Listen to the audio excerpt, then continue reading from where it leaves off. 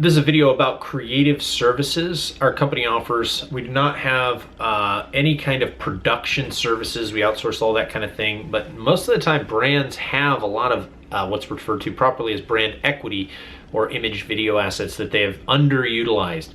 So they might have 4 hours of B-roll that they only really turned into like 2 ads. So this is the service offering that we provide to clients that need direct response ads and don't have a service or service provider that can give them enough ads for us to test, because that's really what it's about. Creative services is all about testing ads, and we have an unlimited amount of images and videos and GIFs and video slideshows that we can create for clients. There's no cap on it, because sometimes we'll create 50 in a week and sometimes we'll only create 5. It depends on what's needed by the social media marketing team or the search team if it's for YouTube that week or that month. And more often than not, it's iterations of things that have worked, so if somebody in a sports fitness apparel brand needs to have no head in the photo, so they crop the heads off, does better, well, we'll go make some iterations of that. Or if there's silhouette pictures that need blue backgrounds instead of white, we'll make a bunch of videos or images like that. And if we found that videos that perform really well are 8 seconds and have really fast cuts and upbeat music, well, let's go make some more variations of that. Hand that to the team, they load it and give us feedback about what's working and what's not. And the real idea here is that our ability to split test and load new ads in that may do better improves dramatically with time over the time period. If we had to take those requests and send them to the client, they've got to put them into the workflow for their team. Their team has to make them, then they have to send them to us, and every time they're not exactly right. They're not as good as we would have done it, because most people don't know direct response marketing, which we'll get back to. But the process here is expedited because each client has a set amount of time that the team is going to work on their account. So we make the requests within those time periods. There's no workflow to get into, and there's no real feedback coming back and forth from the team because they know what to make. We have shorthands and long form, and we have meetings discussing strategy, and they know just exactly what the media buyers want to see, and they go make it for them.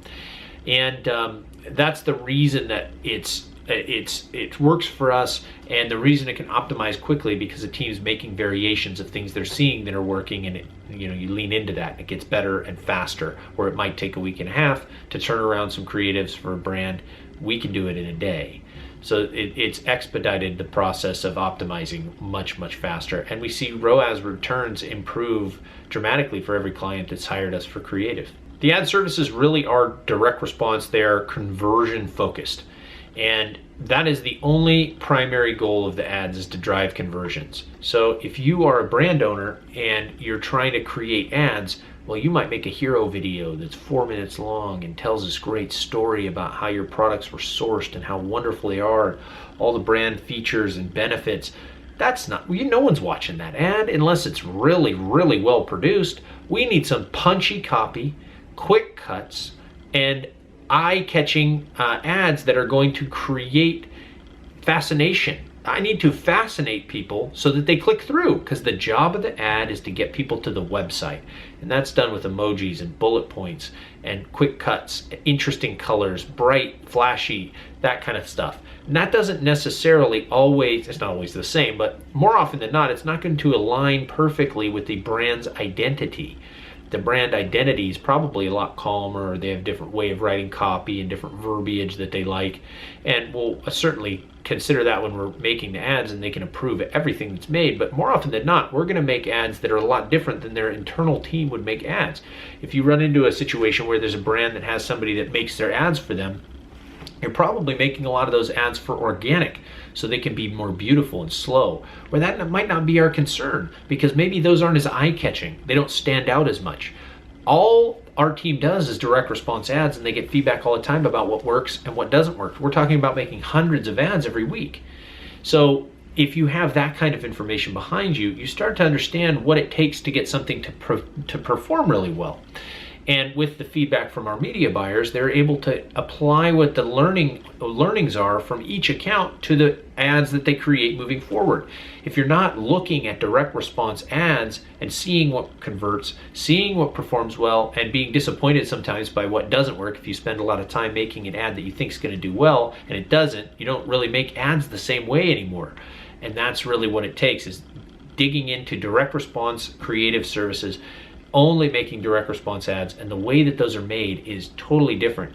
It's the difference between somebody doing branded shoots, stylized, versus a totally different strategy, only having conversions in mind, and thinking that the two people can make the same kind of ads and with the same performance 100% of the time is not the case.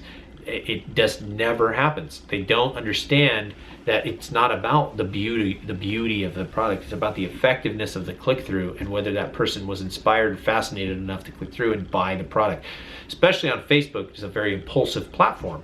If we're trying to drive an impulsive purchase, we need to do that through something that has some sort of enthusiasm behind it that gets them to make a move. Touching back on the streamline of communication is a very big factor. It is something that is the bane of a client's decision making if they try and have their internal people do it, because we're going to be creating so many ad requests 90% of the time, 99% of the time. When we create requests, even in our shorthand or their requested long form requests, we're going to ask for variations of the same thing, and what they're going to give us back is one version of the same ad in a Photoshop PSD template that they've applied the same thing to over 30 different images, and every time we only end up using one of them because it's not what we've requested. So getting people that are working for a brand to understand what we're really asking for is a process in itself that requires many back and forths. Imagine being the person managing the process, having his or her team make 30 ads that they think were correct, but in actuality, we only used one of them. That would be rather frustrating. But when you review the instructions, everything that we say is very detailed, but they're just not doing it. I think it has a lot to do with the fact that they're just working in a job and they're not highly incentivized to have these brands succeed, and everything that they do adds value. All the people that work at attention agency are on commission, right? So every ad they make potentially could get the client to spend more, which would obviously make them more money. There's vested interest behind the efforts that are going into it. So that's why we're working so hard to make all these variations, and it's important to us to get a lot of variations. Because more variations, because more testing, more answers, better ads, better delivery, better answers. And when you're dealing with an account that goes back and forth, we make a request, they send us some ads, they're not really what we asked for, so we ask them to make the changes that we request, they send it back to us, we'll run them, but it's still not right, so we make a new request and they go back, they come back to us, we send it back because it's not right, they make the revisions and send it back to us, it's still not right, because they don't know how to make direct response ads. That's typically the workflow. Or you could hire attention agency for the cost that it is, and it would pay for itself very, very quickly. And the opportunity cost of the time associated with going back and forth and the nightmare of tasks that you now need to build out and manage is a process that most people don't really consider or think that they can handle, but they may not really have enough time for it. And it hinders the performance of the ads because you're not making those changes fast enough. The turnaround time for these ads needs to be fast because ads change all the time, and if something's working, we need more of it right now. Hiring an attention agency is more cost effective than an employee too, so you can outsource this service to us and we'll be able to manage the entire process for you completely hands off. Your attention will be directed to other things that it needs to be directed towards. Meanwhile, the advertising is totally under control by experts that do it all day long every day and are solely focused on improving the performance of your account, all for the cost of something that's less than an employee. It's a pretty easy decision from our perspective. Time and time again, we see performance improvements. Most recently, we did a study on there was a 3x ROAS increase in our ads versus the previous ads that ran head to head. So we know that our creative services work and they're very effective and efficient. more than pay for themselves. But overall, if you're trying to scale your company, you need a scalable service to make creatives.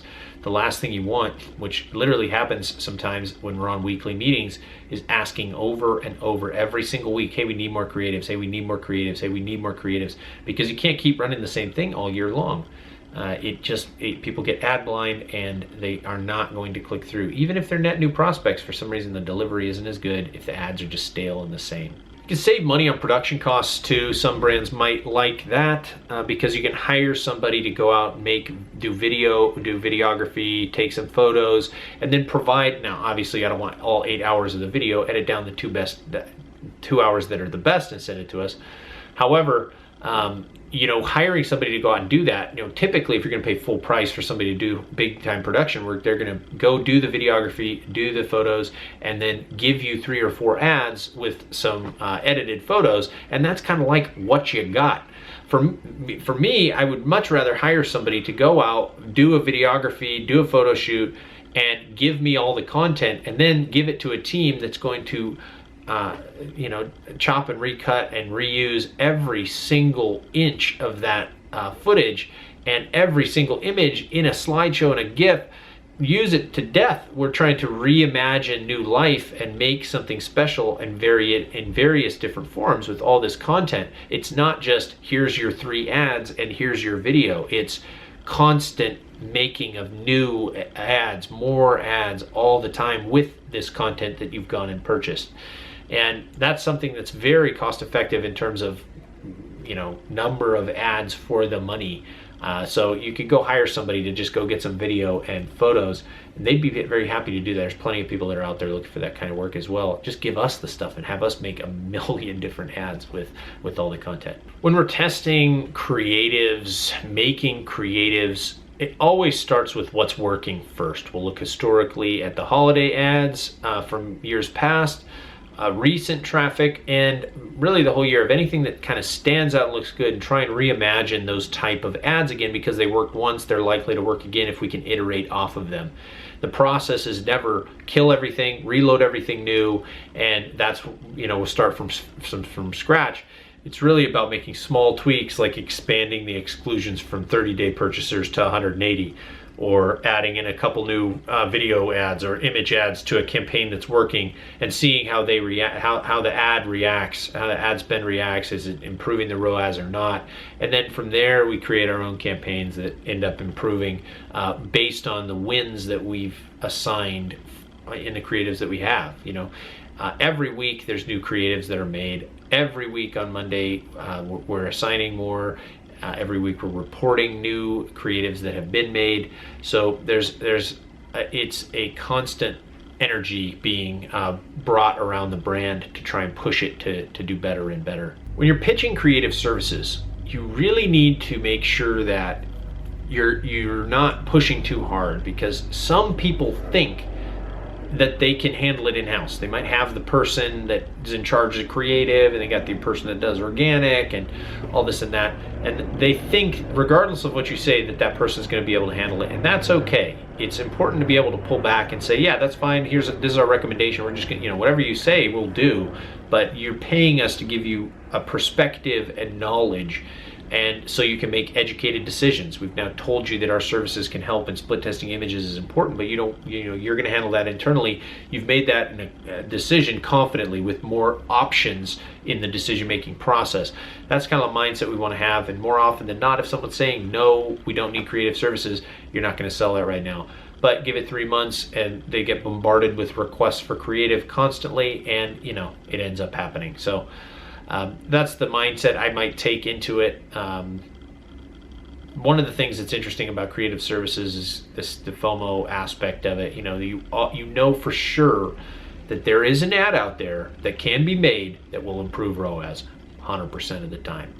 It just hasn't been tested yet. And if we continue to test and find those winner ads, we get them spending for us now, and our ROAS is going to improve. It has such an impact, especially for Facebook ads, on the ROAS, that we know it's out there. We know it can improve our performance. We just have to find the ad and get it live, which is part of the fun in talking about how aggressive the brand wants to be new customer acquisition and what their strategies are for testing and all that, see if we're on the same page. Because if they feel like all they have to do is get creative going and they're going to get a lot more revenue in, well, that's a hard promise to make.